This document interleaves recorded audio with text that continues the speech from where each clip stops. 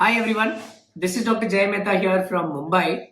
In today's video, हमारे आज के वीडियो में हम ये जानने की कोशिश करेंगे that what is the minimum amount of sperm concentration needed to get pregnant naturally. ये एक काफी कॉमन क्वेश्चन है. लोग अक्सर ये सोचते हैं कि प्रेग्नेंट होने के लिए तो सिर्फ एक स्पर्म चाहिए. एक स्पर्म, एक एग, अगर दोनों का फ्यूजन हो जाता है तो एम्ब्रियो बन जाता है और कोई भी कपल प्रेग्नेंट हो जाता है. बट प्रैक्टिकल लाइफ सिनेरियोस थोड़े अलग होते हैं. जब कभी भी हम स्पर्म के कॉन्सेंट्रेशन की बात करते हैं तब ध्यान में यह रखना है कि sperm concentration is judged based on reference standards. जो WHO वर्ल्ड हेल्थ ऑर्गेनाइजेशन है उसके रेफरेंस क्राइटेरिया के हिसाब से स्पर्म का काउंट पर ml, मतलब 1 ml स्पर्म सीमेन वॉल्यूम में तकरीबन 15 मिलियन से ज्यादा, मतलब 1.5 करोड़ से ज्यादा स्पर्म्स होने चाहिए. दैट मीन्स 1 ml के सीमेन वॉल्यूम में 1.5 करोड़ से ज्यादा स्पर्म, तब जाके उसको नॉर्मल कहा जाता है. और सिर्फ स्पर्म काउंट इंपॉर्टेंट नहीं है. काफी बार लोग सिर्फ स्पर्म काउंट को लेके एकदम कंफ्यूज होते हैं, पर लोग ये भूल जाते हैं कि प्रेग्नेंट होने के लिए स्पर्म के काउंट को अच्छा होने के साथ में स्पर्म की मोटिलिटी, मतलब स्पर्म की ट्रैवल करने की क्षमता भी बहुत इंपॉर्टेंट है. दैट मीन्स जो प्रोग्रेसिव मोटिलिटी है, जो स्पर्म को फॉरवर्ड लेके जाने की स्पीड और जो उसका नंबर होना चाहिए, दैट शुड बी 32%. अगर ये दो क्राइटेरिया, जो बहुत इंपॉर्टेंट क्राइटेरिया, ये सेटिस्फाई होते हैं, तब जाके हम बोलते हैं कि उसका सीमेन एनालिसिस, जो स्पर्म का एनालिसिस है, वो नॉर्मल है. अब लोगों के मन में ये डाउट आता है कि मान के चलिए डॉक्टर आपने बोला 15 मिलियन से ज्यादा, तो लेट्स अज्यूम कि स्पर्म काउंट 20 मिलियन है पर ml, मतलब 1 ml में 2 करोड़ स्पर्म है.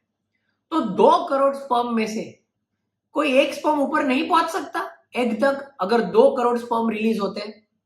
मैं ये चीज आपको एक पिक्टोरियल मैनर में समझाऊंगा.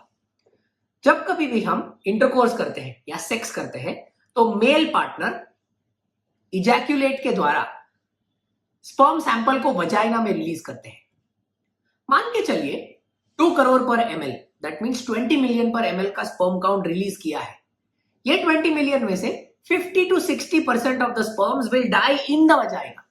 वजाइनल फ्लूइड की एसिडिटी की वजह से तकरीबन 50 से 60% स्पर्म्स यहीं के यहीं डिस्ट्रॉय हो जाते हैं.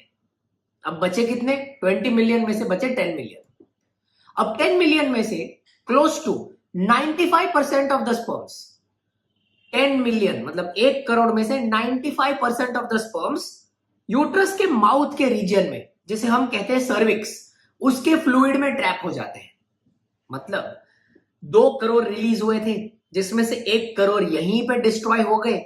उसमें से 1 करोड़ में से और 95% ये ट्रैक्ट में डिस्ट्रॉय हो गए. तो ऊपर कितने पहुंचे? 5 lakhs. 2 करोड़ से 5 lakhs. ओके. अब ये जो 5 lakhs है, ये 5 lakhs में से भी, इन 5 lakhs में से भी 90%, दैट मीन्स जो स्पर्म्स वायबल छूटते हैं, दैट इज ओनली 10%. मतलब 5 lakhs का 10% अगर आप देखो, so that is just 50,000 sperms छूटे आपके पास में. बाकी के सारे स्पर्म्स यूट्रस में डिस्ट्रॉय हो जाते हैं. ये 50,000 स्पर्म्स में से अंदाजा half the sperms will go in one tube, half the sperms will go in another tube. जब कभी भी वो ट्यूब में वो एग के साथ में यूनाइट करते हैं, जो भी फास्टेस्ट स्पर्म होता है उसमें से भी कोई भी एक जाके अगर यूनाइट करता है, तब जाके एम्ब्रियो बनता है. और ये मैथमेटिकल इक्वेशन एकदम ऐसे ही फॉलो नहीं होता है.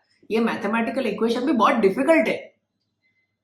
इसीलिए जब कभी भी किसी के भी स्पर्म काउंट WHO के रेफरेंस क्राइटेरिया से कम रहते हैं, मान के चलिए आपका स्पर्म कॉन्सेंट्रेशन है 10 मिलियन पर ml, तो वो सिचुएशन में प्रेगनेंसी रखना मुश्किल हो जाता है, क्योंकि enough concentration of sperm available नहीं है ऊपर यूट्रस के अंदर फेलोपियन ट्यूब्स में जाने के लिए. और दूसरा इंपॉर्टेंट चीज, लोग अक्सर ये भूल जाते हैं कि काउंट्स के अलावा जो दूसरा इंपॉर्टेंट चीज था वो था स्पर्म का मोटिलिटी, जिसे हम बोलते हैं स्पर्म की स्पीड. वो भी बहुत इंपॉर्टेंट है. मान के चलिए आपका काउंट बहुत अच्छा है पर स्पर्म में स्पीड ही नहीं है. If the sperms can not move up, they will not be able to cross anything.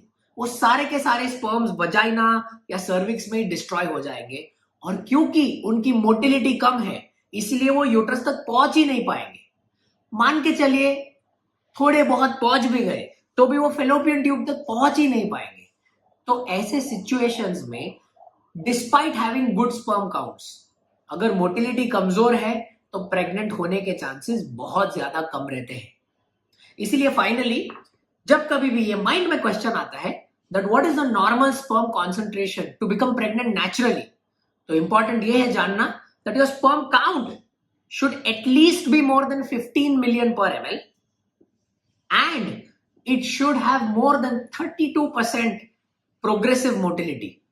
अगर ये दो क्राइटेरिया आपके सीमेन रिपोर्ट में आते हैं, that means you have a good shot of becoming pregnant naturally, provided आपके फीमेल पार्टनर के सारे फैक्टर्स नॉर्मल है तब।